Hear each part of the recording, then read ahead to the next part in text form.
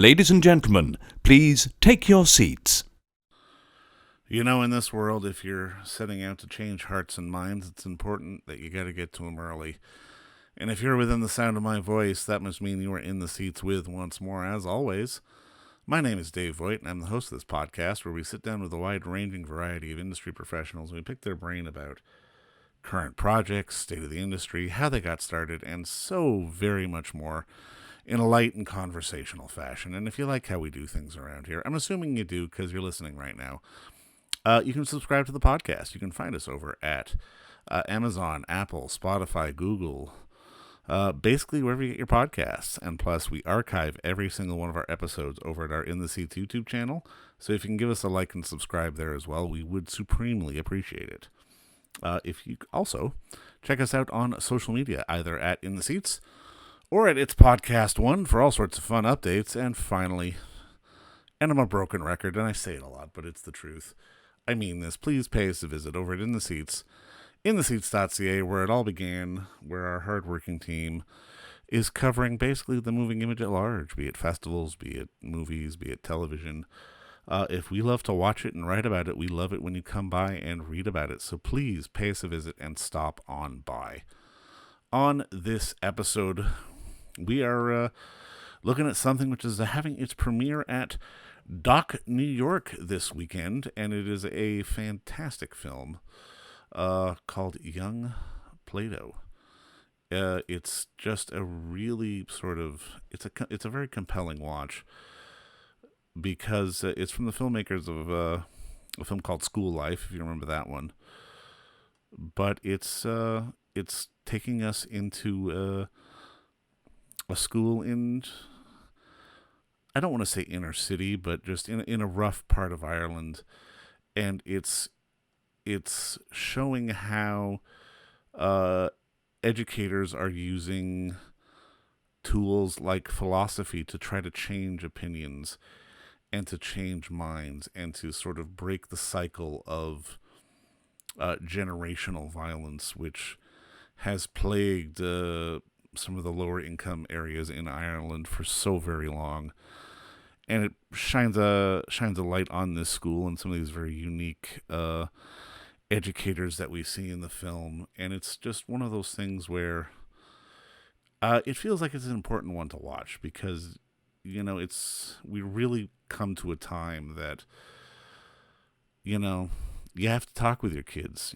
You can't sort of just shield them and protect them and say, do as I do. You have to let your kids and young people in general kind of figure out their own way, and it's our jobs to guide them. And I think this is an important film, and we had the unique pleasure of talking with director Neasa Ní, I'm going to butcher this, Chianáín, like I said, from her film School Life. I apologize if I did butcher that. I undoubtedly did.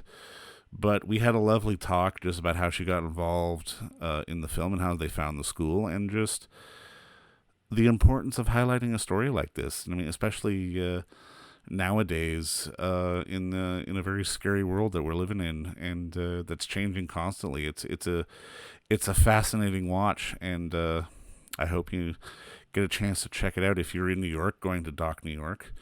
But enjoy our talk with Neasa, because it's a good one. It's a good film, and when it starts coming on regular release and VOD platforms, please check out Young Plato, because it's a documentary that's definitely worth watching. If you like School Life, this you will definitely enjoy.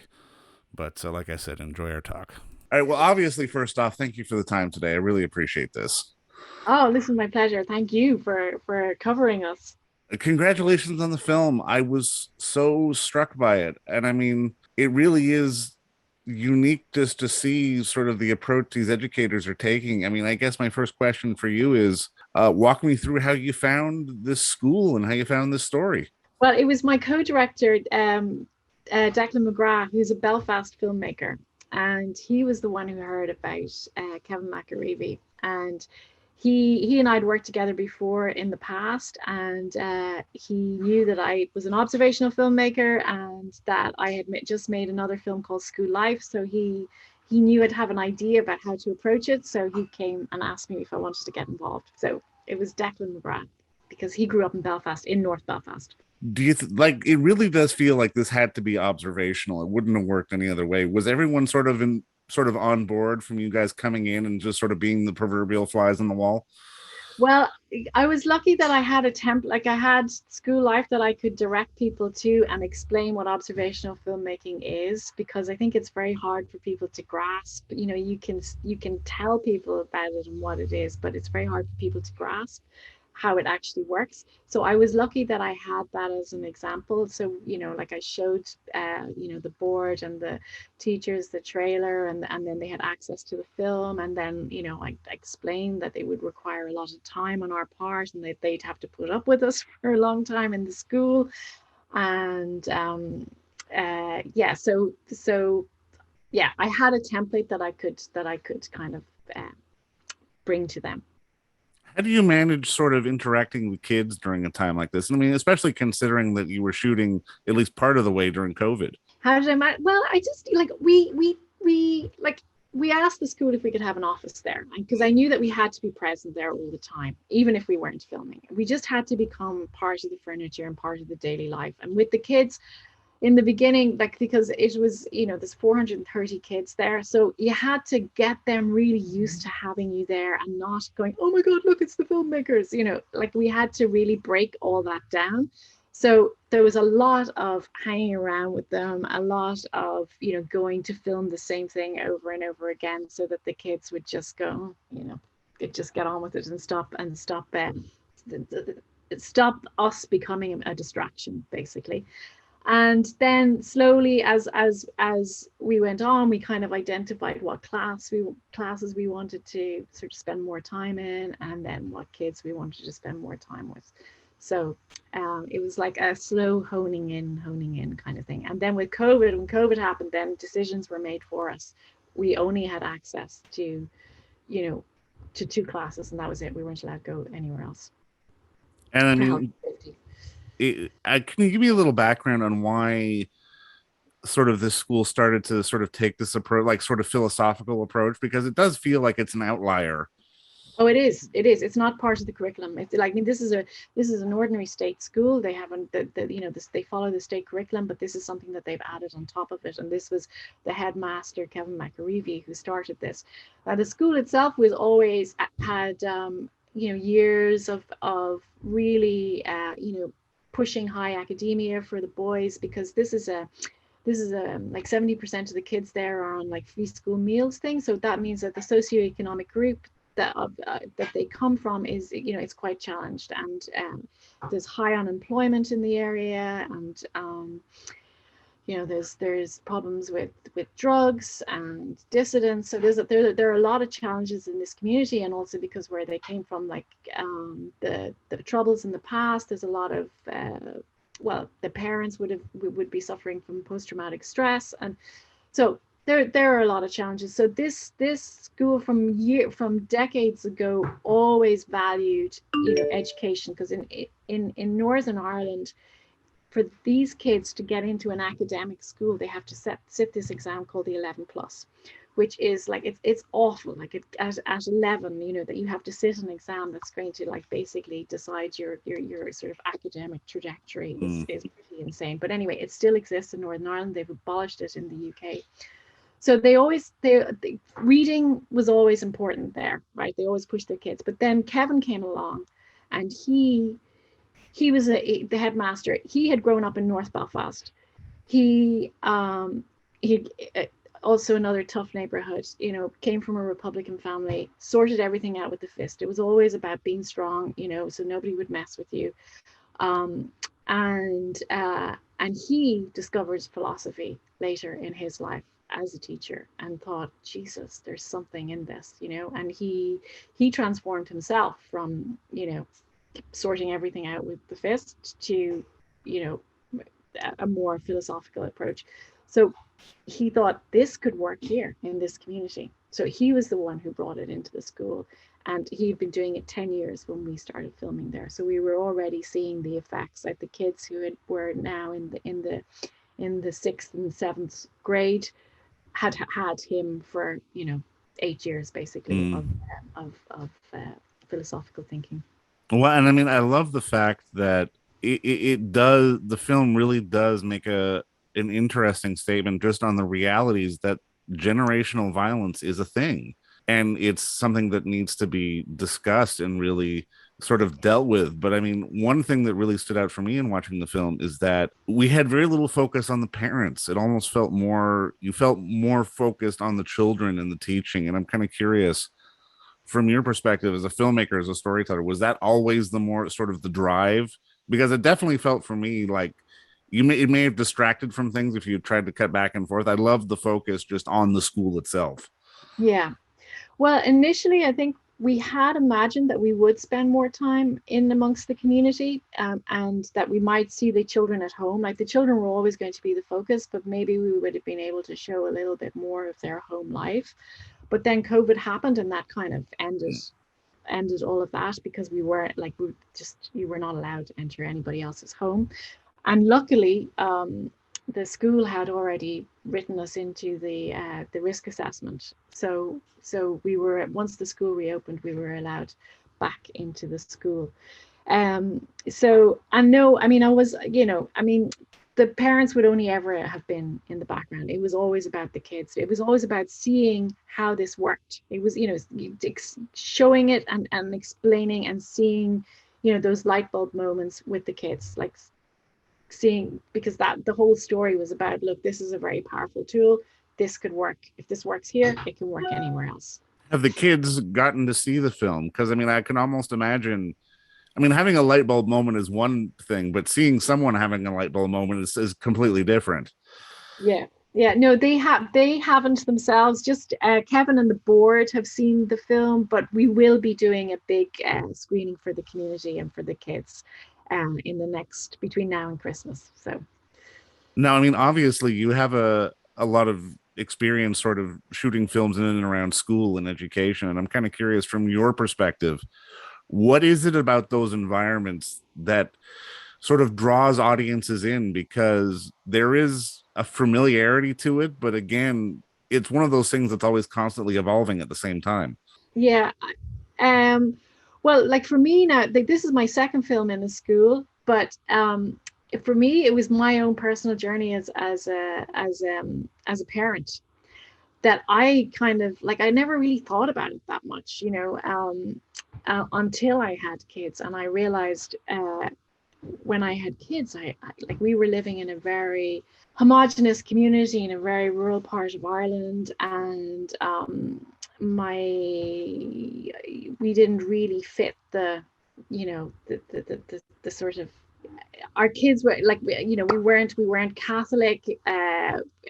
My kids weren't making First Holy Communions, and I realized, oh my God, like I want, my kids need a much more diverse, broader education, and so my partner and I started hunting for a bigger school, because in Ireland, a more broader education for our kids, because in Ireland most of the schools are either Catholic or Protestant. It's very difficult to find a non-denominational film. So it was really like my own personal journey of like, to find an education that suited my children, that brought me into this world of education, and I've kind of grown up along with it. And so the first film that I made was, we ended up having to send our kids to a private school, and we ended up having to move to live beside this private school, because this is where we were. It was a non-denominational school, and we really liked what was being taught in this school, and the teacher there, the headmaster, was teaching philosophy in that school.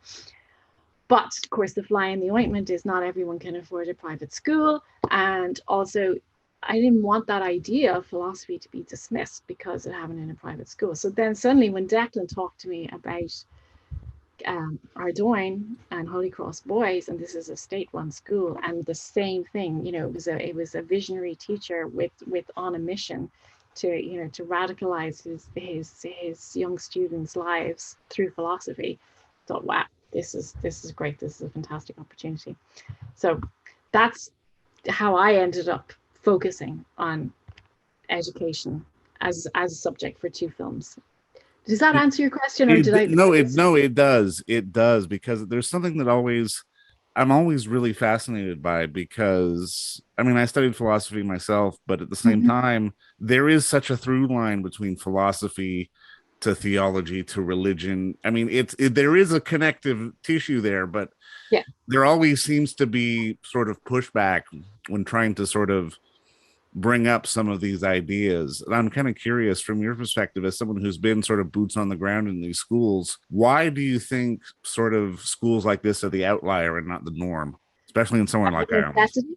I think necessity in Ardoyne, absolutely out of necessity. I think Kevin saw, like, especially the trajectory, the academic kids, the kids who are lucky enough to be, academically gifted and who can get themselves into a grammar school and, and then like maybe, get an education and get themselves out because, to find a job and, to find their way in their lives, they're fine. But what about the kids who aren't necessarily academically gifted?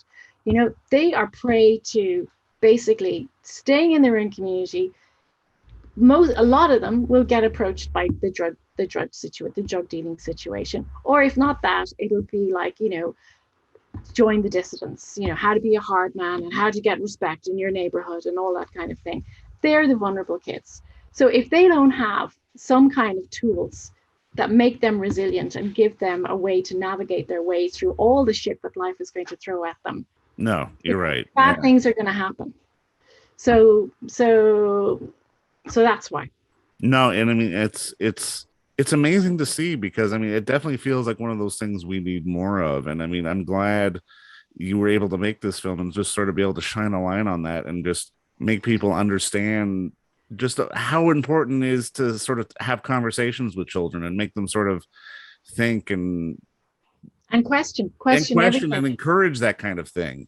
Yeah, no, absolutely. And especially in today's world, Yeah. especially now when we have like fake news and, when we've seen people putting people in power that are not good for them Yeah. because they didn't question, because they just accepted the narrative and that they're being fed. And like now it's so difficult to figure out what's true, what's not true, what's conspiracy, what isn't, like it's now more than ever, kids need to be able to think for themselves and to question and to make their own decisions and not just follow the masses. No, you're absolutely right. It is such an important life skill to have. And I mean, just to shift gears a little bit, this is a bit of a silly question, but it's something I always like to ask. Was there a moment in your younger life where the light bulb went off and you decided you want to be a filmmaker? Like, was it a movie moment or was it something in a school? Like, where was that sort of moment for you where you decided, okay, I'm going to be a filmmaker? Oh, it was late. It came to me late in life. I went to art college and studied textile design and worked in New York for a couple of years doing that. Um, so for me, I kind of found my way. Actually, it was an American woman, and she worked in advertising, and she was my creative director while I was here in New York, and she got me doing storyboards for her for ad campaigns, Mm. and I thought I wanted to do advertising, so I went back to Ireland to study advertising, and I hated it. I hated the people in the course. I hated everything to do with it. It was all about money and suits, and I was just like, oh my god, what have I done? So then I ended up just working. I navigated my way into the fiction world and working in the art department. And I did that for a few years. And it was just because I was always interested in environments, just environments and creating environments. And then I did that for a few years. And then I met my partner, David, and I'm my producer on this. And he brought me to IDFA, which is the biggest world, because he was making a documentary. And I just went along just to watch a few films. And there I was so impressed by all these directors that I met who had like this fire in their belly and a story that they desperately wanted to tell. And I think that was it for me. Like I never went back. I never looked back. I just love this world that, that all these films and all these different worlds and all these different stories that you were immersed in. And I thought, wow, this is incredible. So yes, I said so. I feel very, very lucky that that happened to me. Well, you know what? Thank you for having that fire in your belly, because I mean, with this film, I really think it highlights the importance of discussion and the ability to talk with our children, because we've all grown up in such a day and age. It's like, oh, we've got to protect our children from the horrors of the world. It's like, no, they're too smart now. We have to let them know what's going on so they're prepared for it. And this Yeah, really does highlight that in a yeah. beautiful way. And I think you've done a great job. And just congrats on the film. And thank you so much for the time today. Thank you very much. Thank you. And don't forget to visit our friends over at Bay Street Video for all your DVD, Blu-ray rental, or purchasing needs this summer, as they are still open for curbside and some mailing delivery as well. Over at 1172 Bay Street, Toronto, Ontario, Canada, you can give them a call at 416-964-9088. That's 416-964-9088. Or send them an email at baystreetvideoto@gmail.com for any of your DVD and Blu-ray needs.